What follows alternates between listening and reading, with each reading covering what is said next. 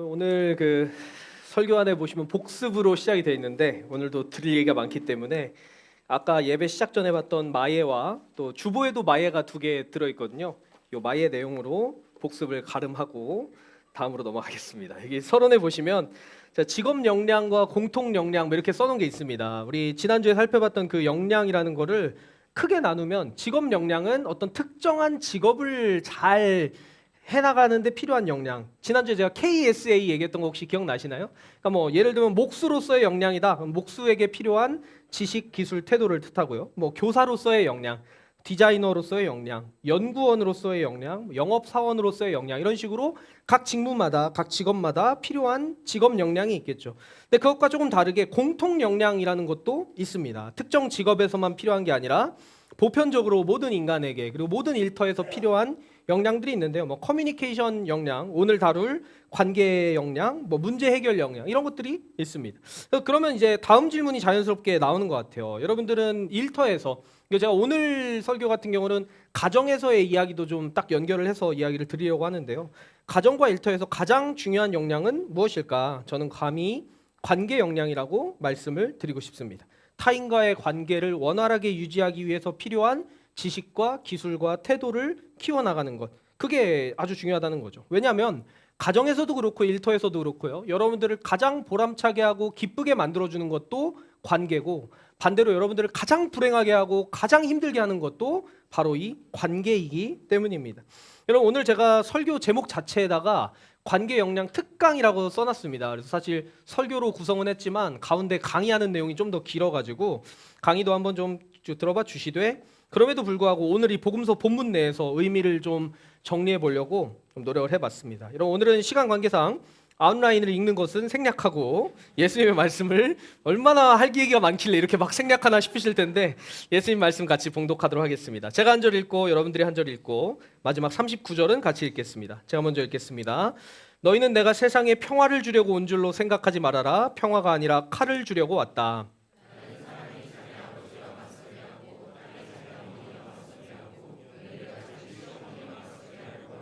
사람의 원수가 자기 집안 식구일 것이다.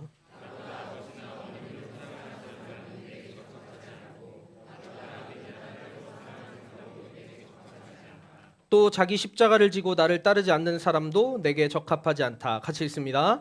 자기 목숨을 얻으려는 사람은 목숨을 잃을 것이요 나를 위하여 자기 목숨을 잃는 사람은 목숨을 얻을 것이다. 아멘. 제가 지난주에 그 마태복음의 전체적인 구조, 한 5덩어리 정도의 교훈 모음집이 이렇게 모여져 있는 마태복음의 구조와 모세오경이 연관되는 뭐 이런 걸 좀 말씀드려서 오늘 자세히 말씀드리지는 않을 건데요. 그 출애굽기 19장을 보면 이런 말씀이 있습니다. 너희는 내가 선택한 백성이 되고 너희의 나라는 나를 섬기는 제사장 나라가 되고 너희는 거룩한 민족이 될 것이다. 이런 말씀이 있습니다. 그러니까 이 하나님께서 이스라엘 백성을 부르시고 선택한 백성, 제사장 나라, 거룩한 민족이 되라고 말씀하셨는데 이거를 다 정리해 보면요, 구별된 존재가 되라는 그런 말씀이에요. 그러니까 출애굽기에서 구별된 존재가 되어라라고 이스라엘을 부르시고 레위기의 언약을 맺었던 것처럼 오늘 말씀인 마태복음 10장에서 제자도를 알려주시면서 이 제자도를 통해서 어떻게 하면 구별될 수 있는가를 가르치시고, 지난주에 배웠던 13장의 그 하나님 나라 비유를 이렇게 이어진다고 생각하시면 될 것 같은데요. 그러니까 하나님께서는 우리가 구별된 존재로 성장해 가기를 원하십니다. 그러니까 세상과 다르기를 원하신다는 거예요. 여러분, 어떻게 우리가 세상과 달라질 수가 있을까요? 구별된 존재로 성장해 가려면 원칙 자체는 아주 단순합니다. 하나님과 맺은 언약을 지키면서 살고 하나님 나라의 원리대로 살아가면 차근차근 그렇게 세상과 달라질 수가 있겠죠. 근데 오늘 읽었던 본문을 떠올려 보시면요, 하나님 나라의 원리, 하나님 나라의 뜻, 하나님 나라의 언약을 따라 살면 어떤 일이 일어나냐면요, 34절부터 37절 다시 한번 읽어보겠습니다. 이런 아주 어려운 일이 일어난다는 겁니다. 34절부터 한 목소리로 읽겠습니다. 시작. 너희는 내가 세상에 평화를 주려고 온 줄로 생각하지 말아라. 평화가 아니라 칼을 주려고 왔다. 나는 사람이 자기 아버지와 맞서게 하고 딸이 자기 어머니와 맞서게 하고 며느리가 자기 시어머니와 맞서게 하려고 왔다. 사람의 원수가 자기 집안 식구일 것이다. 나보다 아버지나 어머니를 더 사랑하는 사람은 내게 적합하지 않고 나보다 아들이나 딸을 더 사랑하는 사람도 내게 적합하지 않다. 이 말씀 되게 좀 부담스러운 말씀 아닙니까? 이거 읽을 때마다 참 마음이 좀 무거워지는 말씀인데, 하나님 나라 원리를 따라서 살려고 하면요, 자연스럽게 세상과 맞서게 됩니다. 구별된 존재가 되려고 하다 보니까 죄와 원수가 되고, 죄의 길을 따라 사는 사람들과 뭔가 다르려고 하다 보니까 갈등이 생길 때도 분명히 생깁니다. 그러니까 하나님 나라 백성답게 살려고 하는데 세상 모든 것들과 평화를 누리고 있다면 그거는 뭔가 문제가 있을 수도 있다라는 겁니다. 하나님 나라 백성답게, 하나님 나라 시민답게, 거룩한 자녀답게 살려고 하면 세상 속에서 뭔가 갈등을 겪기도 하고 다툼을 겪기도 하는 것이 사실 당연하다라는 거예요. 근데 여기까지만 말씀드리면 여러분들이 아마 마음속에 좀 의문이 드실 겁니다. 그러면 기독교는 배타적이고 파괴적인 종교일 수밖에 없다는 뜻인가? 기독교만 진리라고 하면서 남들과는 교류하지 않는 되게 고인물이 될 수밖에 없는 것인가? 이런 의문이 아마 들으면서 느껴지실 텐데, 저는 감히 그렇지 않다, 결코 그렇지 않다라고 말씀드리고 싶습니다. 여러분, 우리 그리스도인들은요, 하나님 나라 원리대로 살면서 세상을 불편하게 만드는 사람들입니다. 하나님 나라 백성답게 살다 보니까 세상을 불편하게 만들지만 그 불편함이 절대로 무례하지는 않습니다. 제가 딱 문장을 정리를 해보겠습니다. 세상을 불편하게 만들지만 결코 무례하지는 않다. 이 문장에 대해서 아마 설교의 끝부분에 다시 한번 좀 정리를 드릴 텐데, 과연 그럴까? 세상과 다르게 살고 세상을 불편하게 하지만 세상을 무례하게 만들지는 않는, 무례한 태도를 갖지는 않는, 그게 과연 어떤 뜻일까? 이따가 제가 중간에 강의를 한다고 말씀드렸는데 강의 이후에 다시 한번 정리를 해드리겠습니다. 약간 뭐 액자식 구성 그런 것처럼 이제 끝부분에 가서 다시 한번 말씀을 드리려고 합니다. 근데 여러분, 지금부터는요 한 25분 30분 정도 가량 짧은 강의를 진행을 하게 될 건데요, 하면서 말씀드리겠습니다. 다음 넘겨주시면요, 앞에 좀 화면을 보시면서 해야 될 겁니다. 여기 보면 뭐 리더 역할 훈련이라는 프로그램이 있어요. 이게 제가 제 비용과 시간을 정말 많이 투자해서 공식 트레이너 자격을 제가 갖고 있는, 그래서 저작권 문제가 있긴 한데 저는 트레이너라 뛰어도 됩니다. 그래서 원래 24시간짜리 프로그램인데 오늘 제가 30분으로 압축해서 전달해 드리려고 합니다. 그래서 나중에 24시간 교육 관심 있으시면 연락 주시고요. 그게 아니라 30분 들어봤더니 목사님은 강사로 살 역량이 부족하신 것 같습니다 하면 빨리 알려주십시오. 빨리 접어야 되니까 강사를.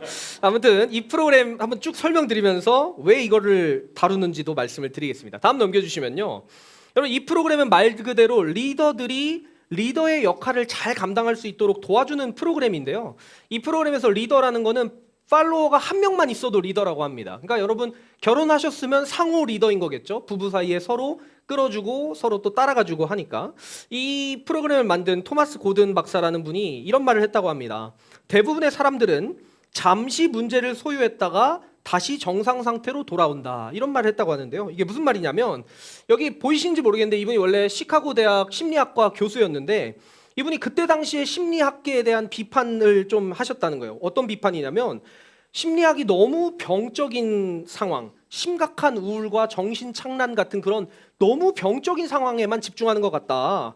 그게 아니라 평범한 사람들은 심리적으로 잠시 힘들었다가 또 다시 회복됐다가 또 어떤 문제를 만나면 또 힘들어졌다가 또 회복됐다가 이렇게 반복되는 현실을 살고 있는데, 나는 그 반복되는 현실을 살고 있는 사람들을 돕는 프로그램을 만들고 싶다 하면서 이제 나와서 이런 단체를 만들어서 프로그램을 오랜 시간 동안 개발을 하셨다라고 합니다.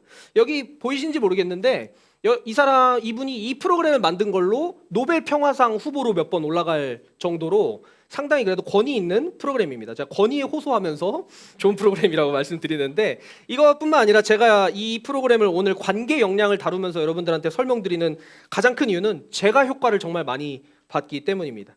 제가 몇 번 저랑 사적으로 얘기하시는 분들께는 말씀드리는데, 제가 맨날 일 벌려요. 어디 가서 맨날 일 벌리고 뭐 새로운 거 도전하겠다 그러고 뭐 돈 쓰고 시간 쓰고 어디 가서 이것저것 배워와서 아내가 참 속 터지고 이게 답답할 때가 많은데, 그 아내가 저에게 몇 안 되게, 제가 여태까지 돈 주고 시간 쓰고 배워왔던 것 중에 몇 안 되게 너 이건 배우길 잘했다, 이거 배워오더니 네가 좀 사람이 됐다라고 말해줬던 프로그램이기 때문에 한번 믿고 들어봐 주시면 좋을 것 같습니다. 다음 넘겨주십시오.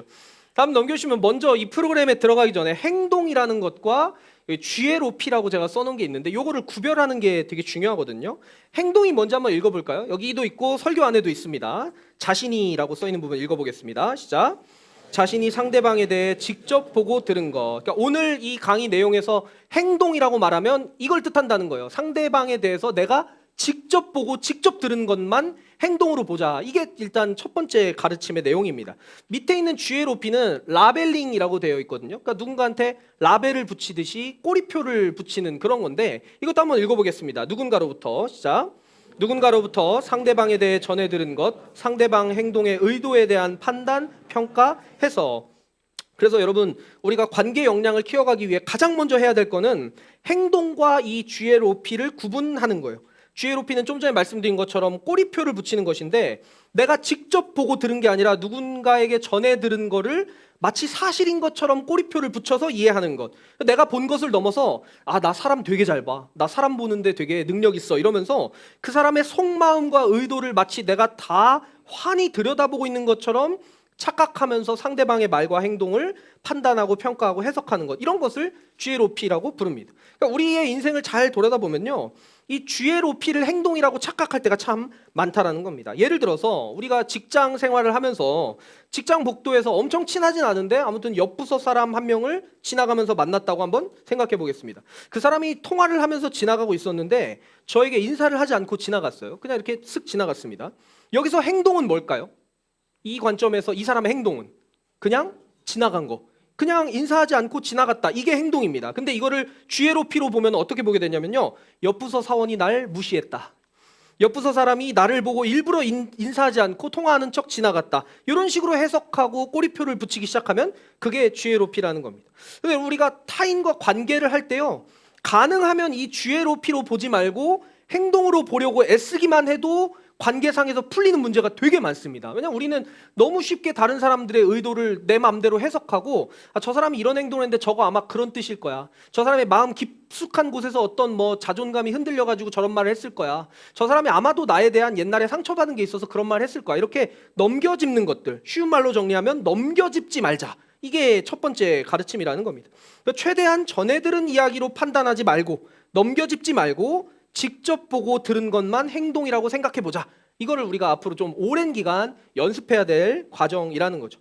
이렇게 정리를 하고 나면 이제 행동이라는 게 뭔지 딱 정리가 됐잖아요. 이제 다음 페이지 넘겨주시면, 이제 우리는 행동이라는 걸 기본 단위로 생각할 텐데 행동을 어떻게 바라봐야 될까? 이 고든 박사님은 행동의 창이라는 어떤 틀을 만들어 줍니다.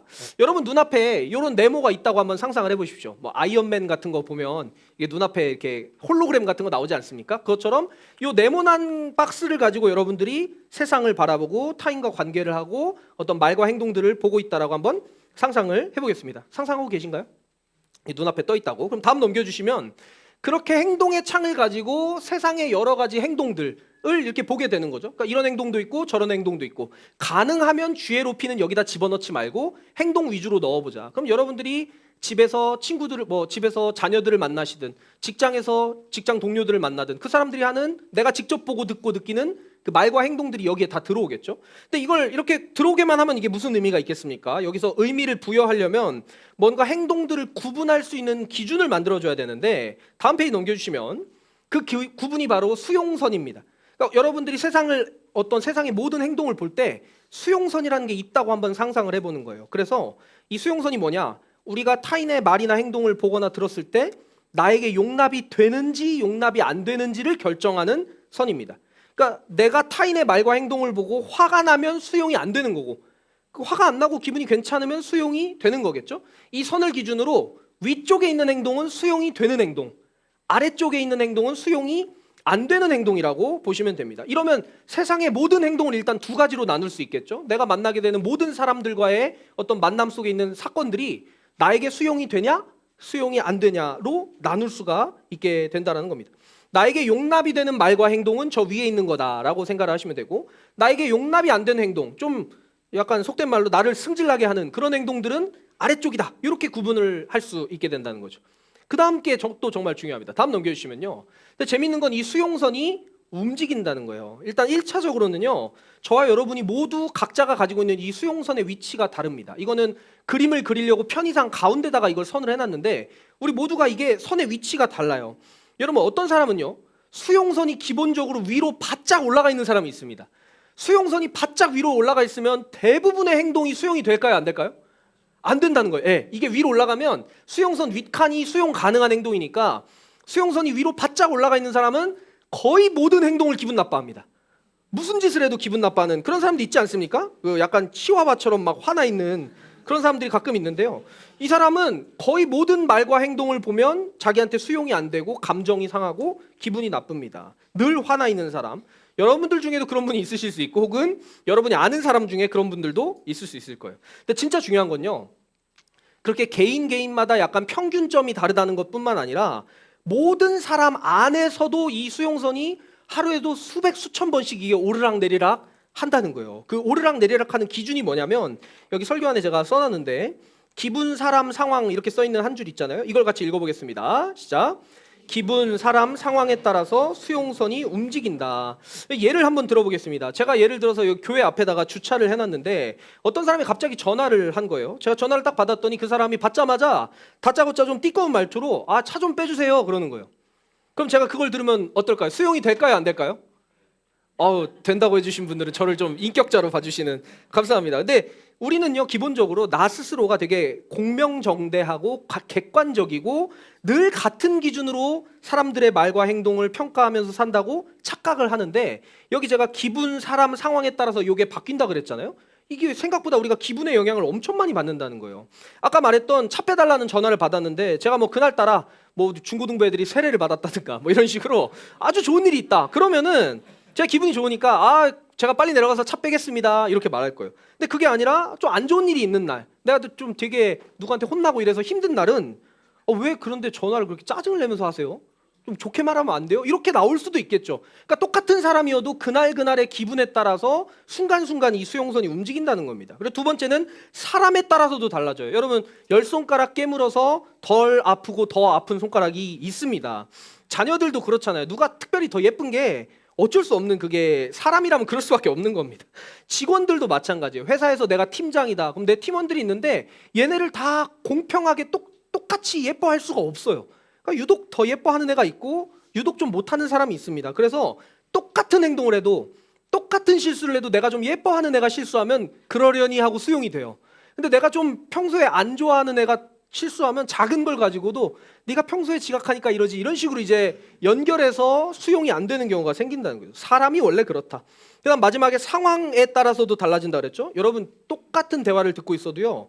어느 정도의 소음 크기인지에 따라서 그 사람들이 느끼는 불편도가 다르다고 합니다. 좀 시끄러운 데서 얘기하면 기본적으로 좀 사람들이 이게 수용이 잘 안 될 수 있고요. 악취 같은 것들 이런 것 때문에도 영향을 많이 미친다고 하고 개인의 건강 상태도 영향을 많이 미칩니다. 똑같은 말을 들어도 자기가 지금 충분히 쉬고 충분히 체력이 있는 상태에서 그 말을 들으면 수용할 수 있는데 그게 아니라 막 한 이틀 밤샜거나 막 몸 상태가 너무 안 좋은 상태에서는 웬만한 좋은 얘기를 들어도 오히려 기분 나쁠 수도 있고 화를 낼 수도 있다는 거죠. 이렇게 수용선이라는 게 우리 마음속에 있고 그게 하루에도 수백 번씩 위아래로 흔들린다. 이걸 종합해보면 우리는 말 그대로 연약한 인간이다. 이게 신앙적으로 표현하면 죄인이라는 거예요. 이게 우리 마음조차도 어찌할 수 없는 우리의 세상을 바라보는 시선조차도 어찌할 수 없는 연약한 존재라는 겁니다. 그래서 우리는 그 공명정대한 재판관처럼 세상을 살 수가 없고 기분에 따라서 사람에 따라서 상황에 따라서 이 수용선이 오르락내리락하는 취약한 인간이라는 것을 인정하자.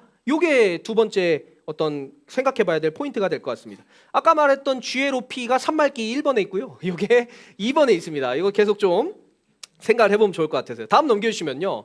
근데 이제 이렇게 두 개로만 나누면은 좀 그 파워가 약하기 때문에 두 개로 나눠서 위쪽은 수용 가능한 행동이고 아래쪽은 수용이 불가능한 행동인데 위에 거 아래 거를 또 두 개로 나눠놨습니다. 어떤 걸 기준으로 나눴냐면 문제를 소유했는가라는 기준을 가지고 나눠놨어요. 이 문제 수용이라는 게 어떤 뜻인지 이것도 제가 여기 설교 안에 써놨습니다.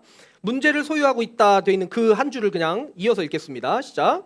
문제를 소유하고 있다, 충족되지 않은 욕구가 있다, 감정이 불편하다. 여기 맨 위에 보니까 뭐라고 되어 있나요? 상대방이 문제 소유라고 되어 있잖아요. 이 위에 칸은 기본적으로 나한테는 수용이 되는 곳이라 그랬나요? 안 되는 곳이라 그랬나요?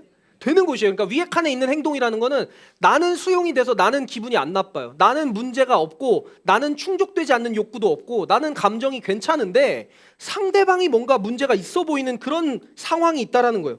얘가 평소랑 다르게 뭐 한숨을 푹푹 쉰다거나 아니면 혈색이 안 좋다거나 조급한 것처럼 자꾸 시계를 쳐다본다거나 아니면 자꾸 좀 이렇게 늘어져 있다거나 이런 식으로 아니면 대놓고 나한테 삐진 티를 내고 있다거나 이렇게 뭔가 감지가 됐을 때 그 상황은 저 행동은 나는 문제가 없지만 상대방이 문제를 소유하고 있는 그런 행동이구나라고 이렇게 또 한 번 구분해 볼 수 있다는 겁니다. 그 밑에 칸에는 뭐라고 돼 있나요? 문제가 없는 영역이다. 여기는 이제 진짜 나도 문제가 없고 저 사람도 문제가 없는 거예요. 문제 없는 영역에서 뭐 해야 될까요? 회사에서는 일해야죠. 저 문제 없는 영역에서 열심히 일하는 거예요. 가열차게 일할 수 있는 그런 시간이 되는 겁니다. 가정에서는 이 문제 없는 영역에 또 서로 사랑하는 추억을 쌓고 이런 것들을 만들어 나가는 거죠. 그래서 양쪽에 한 명이 문제 소유하고 있는데 뭐 추억 쌓자고 여행 가면 더 싸웁니다. 그러니까 문제 없는 영역일 때 뭔가 의미 있는 것을 하는 게 좋은 거예요. 그 밑에 걸 볼까요? 그 밑에는 수용선 아래니까 일단 내가 수용이 되나요? 안 되나요? 안 되는 거예요. 내가 기분이 좋은가 언짢은 거예요. 내가 충족되지 않은 욕구가 있고 내가 문제를 가지고 있는데 상대방은 문제를 안 갖고 있는 것 같은 그런 상황. 그러니까 나는 삐졌는데 저 사람은 내가 삐졌는지 모르는 상황. 난 기분이 나쁜데 저 사람은 내가 뭐 때문에 기분 나쁜지 모르는 상황. 그런 상황일 때를 세 번째 칸으로 보면 될 것 같습니다. 마지막 네 번째 칸은 양쪽 다 문제가 있는 뭐 그런 상황이겠죠. 다음 넘겨주시면요. 이 프로그램의 되게 강점 중에 하나가 이렇게 행동들을 수용선을 기준으로 가르고 문제 소유를 기준으로 갈라서 요 네 가지 상황에 각각에 맞는 기술들을 제공해 주는 게 되게 강점이에요. 여기 설교안에 제가 좀 더 자세히 써놨는데요. 맨 윗칸부터 볼까요? 상대방이 문제를 소유했을 때는 무슨 기술을 써야 된다고 되어 있나요?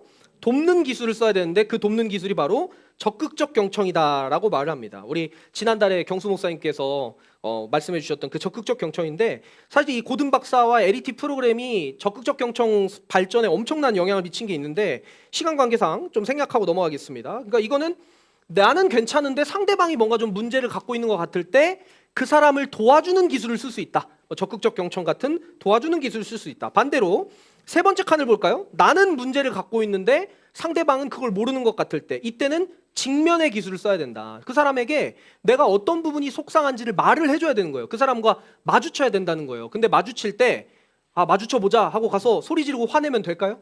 그러면 그냥 무조건 관계가 깨지겠죠. 그러니까 화내지 않으면서도 상대방의 마음을 크게 상하게 하지 않고 관계가 깨지지 않으면서도 나의 입장을 전달할 수 있는 그런 기술을 써야겠죠. 그거 이따가 알려드릴 직면적 나 메시지라는 겁니다. 그 다음에 이제 양쪽이 모두 문제를 갖고 있으면 갈등 해결 기술인데 이거는 오늘 소개는 못 드릴 것 같습니다. 아무튼 전체적으로 이 프로그램은 수용선을 기준으로 문제를 소유하는지 뭐 욕구가 충족됐는지 감정은 어땠는지 이런 걸 가지고 체계적으로 어떤 기술을 써야 되는지를 정리해 놓은 뭐 프로그램이다. 이 정도만 이해하셔도 충분합니다.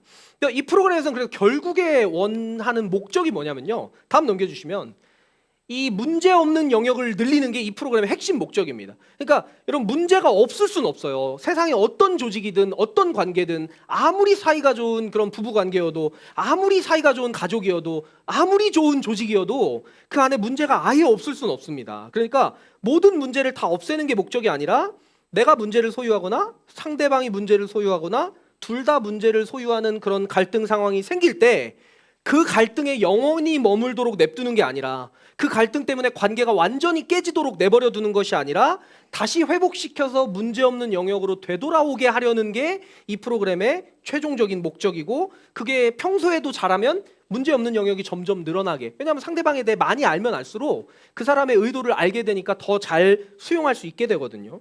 이런 식으로 문제를 풀어나간다는 겁니다. 여기서 약간 무슨 얘기를 하고 싶으신지 눈치채신 분도 있을 것 같은데 정말 중요한 게 뭐냐면요. 기술을 쓰는 타이밍이에요. 기술을 쓰는 타이밍. 아까 전에 제가 적극적 경청은 이 네 칸 중에 어디다 쓰는 거라고 그랬죠? 맨 윗칸.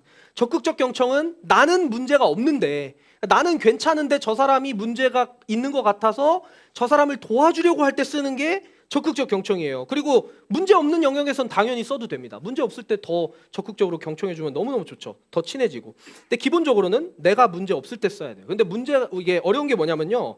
우리가 이 적극적 경청을 뭐 인터넷에서 배우기도 하고 어디 뭐 센터에서 배우기도 하고 하면서 이게 마치 만병통치약인 것처럼 여길 때가 있고 또 반대로는 적극적 경청을 잘 못하면 나쁜 리더인 것처럼 착각하는 경우가 있습니다. 그게 주로 부모 자녀 관계에서 그렇더라고요. 그러니까 부모님들이 대부분 그런 거예요. 내가 속이 지금 막 부글부글 끓어오르고 있는데 이 속된 말로 한 대 쥐어받고 싶은 상황인데 나는 좋은 부모야.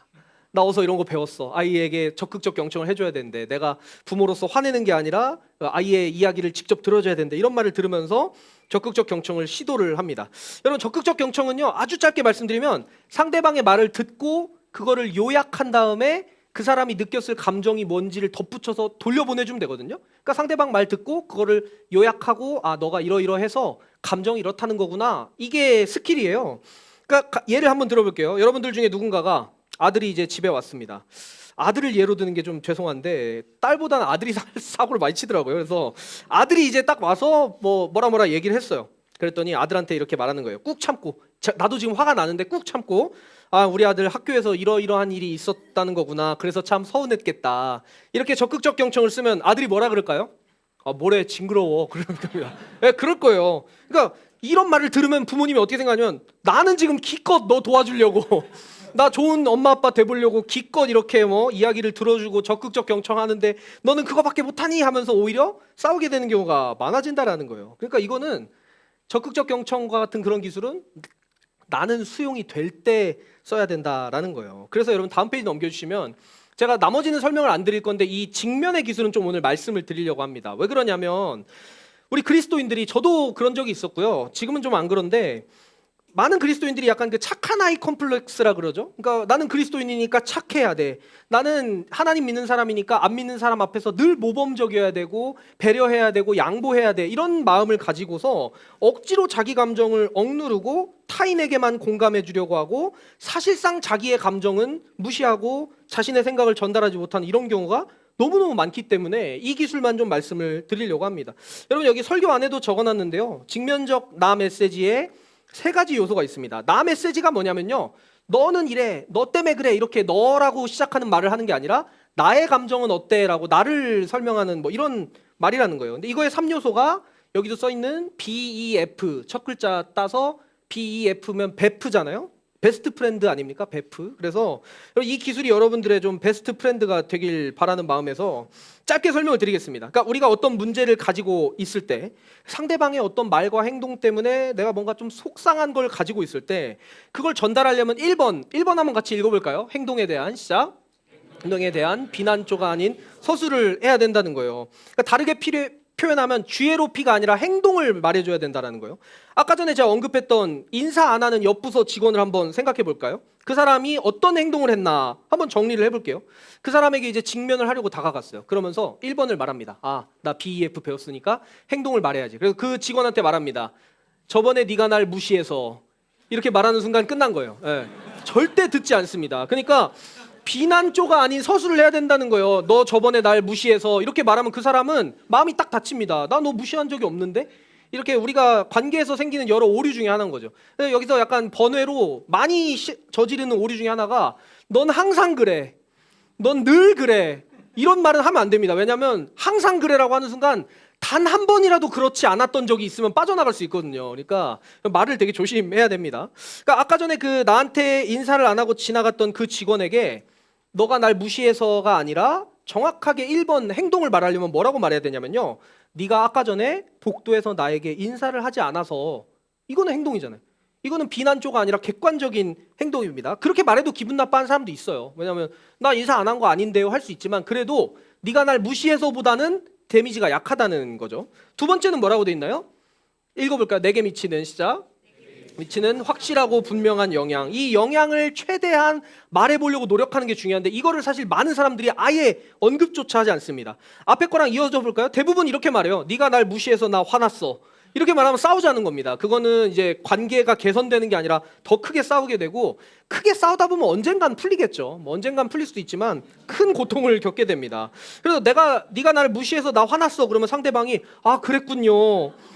제가 무시해서 죄송합니다. 이렇게 대답하는 사람 없다는 거예요. 오히려 역으로 더 화를 내겠지. 그래서 이 직면적 아이 메시지에서는 뭐라고 말하냐면요. 이 이펙트를 설명하기 위해서 돈, 시간, 에너지 중에 하나가 확실하게 어떤 손해가 있었는지를 정리해주면 상대방이 수긍하기 좋다라고 말합니다.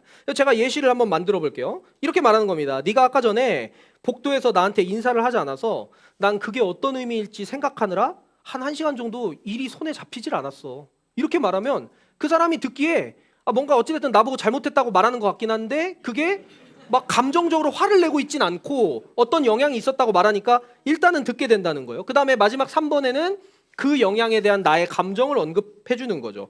네가 아까 복도에서 인사를 하지 않아서 그게 어떤 의미일지 생각하느라 내가 한 1시간쯤 일이 좀 손에 안 잡혔는데 그래서 좀 마음이 되게 무기력해졌어. 이렇게 말하면 상대방 입장에서 그래도 한 번쯤 듣고 얘기해 줄 수 있게 된다라는 거예요. 그래도 싸울 수 있지만 그 싸움의 강도나 싸움을 거는 타이밍 같은 게 좀 달라질 수가 있게 된다는 거예요. 그래서 여러분 설교안에 보면 이제 답번에 보면 제가 나를 돕고 상대방이 스스로를 도울 수 있도록 돕는 관계 기술이라고 해놨는데요. 그러니까 이 프로그램에서 그러니까 나를 돕는 게 일단 우선이에요. 내 감정이 상해 있으면 억지로 적극적 경청하지 말고 내 감정을 푸는 게 되게 중요합니다. 그러니까 다음 넘겨주시면요.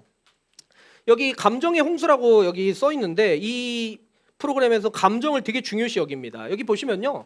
일반적으로 정상적인 상태에서는 이성과 감정이 균형을 이루고 있습니다. 그래서 객관적으로 나름대로 판단하려고 하고 이렇게 사람들에게 잘 대해주려고 하는데 문제가 생기면 아까 문제가 생긴 게 뭐라 그랬죠? 충족되지 않은 욕구가 생기면 감정이 불편해지면 저 감정이 이성을 사로잡는 거예요. 그래서 감정이 이성을 사로잡은 상태가 되면 내가 평소였으면 안 했을 말을 막 뱉어버려요.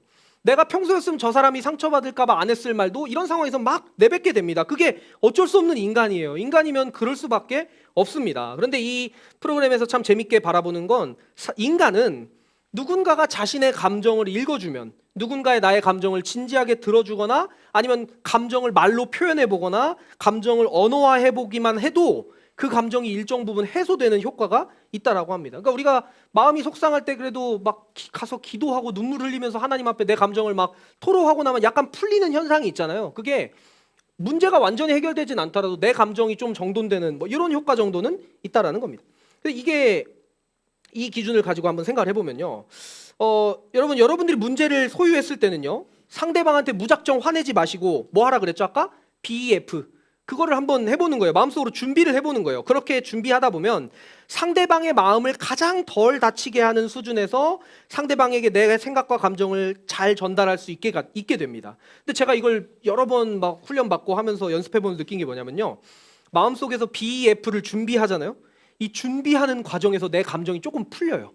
그러니까 저 사람한테 나 지금 좀 마음 상했어. 나 저 사람한테 BEF 해야지 하고 이걸 막 정리하다 보면 이걸 정성스럽게 준비하는 과정에서 감정이 좀 풀리고 그다음에 상대방에게 그거를 조심스럽게 얘기를 하면 상대방이 듣자마자 아이고 미안해 하진 않습니다. 아, 너 그거 오해야. 나 그렇게 그런 의도로 한 말 아니야. 이렇게 반발하거든요. 그래도 그 반발하는 상대방 앞에서 내가 다시 경청할 수 있는 작은 힘이 생겨요. 왜냐면 내가 내 감정을 말해봤으니까 나는 이게 조금 풀리게 된다라는 거죠.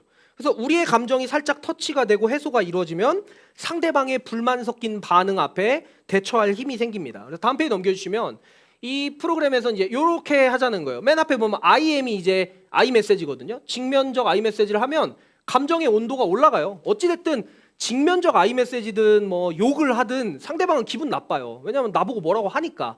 하지만 말을 해서 내 감정이 좀 풀렸으니까 상대방 이야기를 좀 경청을 해주면 상대방도 막 자기 얘기를 하다 감정이 좀 풀리고 그러고 나면 또 한 번 직면할 수 있고 또 한 번 듣게 되고 이렇게 왔다 갔다 하다 보면 문제되는 행동이 점차 협조적인 행동으로 변하게 될 거다. 이제 그런 걸 이제 뭐 연습하는 그런 프로그램입니다. 아까 말씀드린 것처럼 부드럽게 직면하는 것도 사실 어쩔 수 없는 직면이기 때문에 싸움이 아예 없을 수는 없습니다. 하지만 좀 협조적으로 할 수 있게 된다는 거죠. 그래서 내가 억지로 상대방을 변화시키려고 하는 게 아니라 나는 나를 신경 쓰고 상대방은 상대방이 스스로 자기 자신을 도울 수 있도록 시간도 마련해주고 기다려주고 들어줄 수 있는 이런 것들을 이 기술 안에서 해나가려고 한다는 거예요. 다음 넘겨주시면 이게 마지막 페이지입니다. 적절한 시간 안에 지금 하고 있습니다. 아주 마지막 슬라이드인데 아까 맨 처음 말씀드린 것처럼 이 프로그램은 그래서 저 맨 끝에 있는 것처럼 격리가 필요하거나 전문가의 도움이 필요한 정도의 약간 병적인 상황은 다루지 않습니다. 그런 상황의 사람은 이걸로 해결되는 게 아니에요. 하지만 적당한 문제 상황에서 서로가 서로를 존중하면서 이겨나갈 수 있는 그런 길을 만들어주는 프로그램이고요. 그래서 아까 산말기 1, 2, 3번에 요거 내용들 막 담아놨으니까 혹시라도 가교분들과 이 주제로 대화도 해보시고 하면 각자의 관계 역량을 키워가는데 좀 도움이 되고 관계 역량이 관계 전문성까지 커나가는 어떤 길잡이가 됐으면 하는 마음에서 말씀드려봤습니다. 여기까지가 강의였고요. 이제 다시 본문으로 돌아오도록 하겠습니다. 숨가쁘게 왔는데요. 여러분 오늘 본문으로 다시 돌아와서 이렇게 막 강의하다가 본문으로 돌아오고 이러는 게 뭐 무슨 의미인가 싶으실 수도 있지만 아까 전에 제가 어떤 질문을 하나 드렸잖아요. 그 질문을 가지고 액자식 구성으로 끝에 말씀을 드린다고 했는데 그 질문이 뭐였는지 기억하시는 분이 있으신가요? 그리스도인들은 얘기해 주시네요. 그리스도인들은 세상을 불편하게 만들지만 결코 무례하지는 않다. 그 증거가 뭐냐면 여기 예수님 말씀에 나옵니다. 우리 38절과 39절 마태복음 10장 38절 39절 다시 한번 읽겠습니다. 시작. 또 자기 십자가를 지고 나를 따르지 않는 사람도 내게 적합하지 않다. 자기 목숨을 얻으려는 사람은 목숨을 잃을 것이요 나를 위하여 자기 목숨을 잃는 사람은 목숨을 얻을 것이다. 여러분 우리가 앞에서는요 예수님께서 평화가 아니라 칼을 주러 오셨다라는 말씀을 들었습니다. 기독교 하면 사랑의 종교인데 왜 갑자기 칼을 말하고 싸움을 말하시는 걸까? 아주 의문스러운 본문이에요. 하지만 이 본문에는요 우리가 하나님 나라 백성답게 살아가려면 너무나 당연스럽게도 구별된 삶을 살아가야 되고 그 구별된 삶을 추구하다 보면 죄와 갈등이 생길 수밖에 없다라는 사실을 알려주는 너무너무 중요한 본문입니다. 그리고 아까 생각해보자고 했던 그리스도인들이 세상을 불편하게 만들지만 왜냐하면 하나님 나라 뜻대로 살려고 하면 세상이 불편해해요. 왜 너만 그렇게 깨끗한 줄 알아? 너만 정직해? 뭐 이런 소리 들을 수도 있고요. 어찌됐든 세상을 불편하게 합니다. 하지만 무례하지는 않게 된다. 이게 어떤 의미냐? 우리는 거룩한 백성이 되려고 애쓰고 세상과 달라지려고 애쓰고 죄를 끊어내려고 발버둥 치는데도 왜 무례하지 않냐면 우리가 자기 십자가를 지는 존재들이어서 그렇습니다. 누구 십자가요? 자기 십자가를 지는 존재들. 우리 그리스도인들은 언제나 자기 십자가를 지는 존재들입니다. 나는 세상과 달라지려고 애쓰면서 세상을 불편하게 만들기는 하지만 그렇다고 세상을 향해서 너희들의 십자가를 져야 돼. 너희들 정의의 십자가를 져야 돼. 이렇게 빨리 너네 십자가를 져라고 남들을 향해서 외치는 사람들이 아니라 세상과 달라지려고 애쓰고 세상을 불편하게 하면서 묵묵하게 자기 십자가를 지는 존재가 바로 그리스도인들이라는 거예요. 이 자기 십자가가 우리의 무례함을 없애주는 힘이 됩니다. 왜 그러냐면요. 예수님이 그렇게 사셨어요. 우리 예수님의 삶을 한번 되돌아보면 세상을 구원하겠다라고 말씀하셨지만 정치 권력을 얻지 않으셨습니다. 세상을 구원하겠다라고 하셨지만 종교 권력을 얻어서 어디 뭐 제사장이 되신다거나 그러지 않으셨어요. 그리고 가난한 자를 위해서 왔다라고 말씀하셨지만 돈부터 버시지 않았습니다. 이게 예수님의 방식이에요. 가난한 자를 위해 왔으니까 가난한 자라 먹이려면 돈 필요하잖아 해서 돈을 많이 벌고 이 많이 버는 걸 가지고 섬기는 이거는 예수님의 방식은 아니에요. 최소한 세상에서 가장 미련한 방식, 가장 비참한 처형틀인 십자가를 지는 방식으로 예수님께서 이 구원을 이루셨다는 것을 우리가 기억할 필요가 있습니다. 그러니까 심지어 예수님마저도 자기 십자가를 지셨다라는 거예요. 자기 십자가를 지신 그 예수님의 태도가 여기 설교 안에 있는 마태복음 26장 말씀에 잘 드러납니다. 우리 38절부터 40절까지 한번 같이 읽어보겠습니다. 시작. 그때 예수께서 그들에게 말씀하셨다. 내 마음이 괴로워 죽을 지경이다. 너희는 여기에 머무르며 나와 함께 깨어 있어라. 예수께서는 조금 더 나아가서 얼굴을 땅에 대고 엎드려서 기도하셨다. 나의 아버지, 하실 수만 있으시면 이 잔을 내게서 지나가게 해주십시오. 그러나 내 뜻대로 하지 마시고 아버지의 뜻대로 해주십시오. 그리고 제자들에게 와서 보시니 그들은 자고 있었다. 여러분 오늘 이 본문에서 예수님이 문제를 소유하신 것 같지 않습니까? 예수님도 십자가 앞에서 마음이 너무 괴로워 죽을 지경이셨다. 그러니까 예수님도 마음이 너무너무 힘드셨던 거예요. 할 수만 있다면 이 십자가를 피하고 싶다라면서 엎드려서 울면서 기도하시는 이런 장면이 나옵니다. 그러니까 이 장면에서 예수님이 정말 인간으로 오셨구나. 예수님이 진짜 인간 그 자체로 오셔서 우리가 겪고 있는 그 하루에도 수백 번씩 느끼는 그런 자괴감과 피하고 싶은 마음, 속상함, 나 자신의 한계에 대한 어떤 답답함 이런 걸 모두 겪고 계시는 그런 장면입니다. 그러니까 자기 십자가를 지는 일을 가지고서 이렇게 울면서 기도하시는 이 장면에서 그렇게 기도하시고 돌아왔더니 아까 40절에 뭐라고 되어 있습니까? 제자들에게 와서 보시니 그들은 자고 있었다. 여러분 예수님께서 그 성전에 가서 채찍질을 하시면서 막 성전을 뒤집어 엎으셨던 그 사건 기억하시지 않습니까? 예수님께서 열심히 정말 눈물을 흘리면서 이 십자가를 피하고 싶다고 기도하신 다음에 돌아와서 이 제자들을 향해서 채찍질을 하시면서 이 연약한 자들아 너희는 왜 깨어있을 수 없냐? 나처럼 기도해라. 십자가를 져라. 이렇게 얘기하시지 않았다는 거예요. 여러분 나중에 26장을 펼쳐서 한번 읽어보시면요. 예수님께서 이렇게 간절히 다른 본문에서는 이제 땀이 피가 되도록 기도하셨다 이런 장면이 나오지 않습니까? 그렇게 기도하시고 나서 왔더니 제자들이 자고 있으니까 그들을 깨우십니다. 1시간도 일어나 있을 수 없느냐, 몸이 그렇게 약하느냐, 이렇게 깨워놓고 또 가서 기도하세요. 또 기도하고 돌아왔더니 얘는 또 자고 있어요. 그럼 또 깨워놓고 가시고, 그렇게 3번을 졸고 잠들어 있는 제자들을 마지막에는 긍휼히 여기시면서 이 일화가 마무리가 되고 있습니다. 그러니까 이게 우리 기독교의 신비가 아닐까요? 우리 그리스도인들은 분명히 세상 속에서 그 악과 죄와 세상과 평화가 아닌 칼로 싸우는 부분이 분명히 있어야 됩니다.